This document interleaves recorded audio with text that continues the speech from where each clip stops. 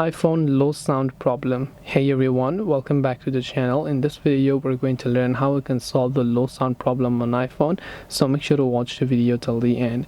So if you're facing a low sound problem on an iPhone, it's actually quite simple to fix it. The thing over here is that iPhones come with a ringer switch. So first, just make sure that it is not that your phone is in the silent mode, right? So make sure that it is in the ringing mode only.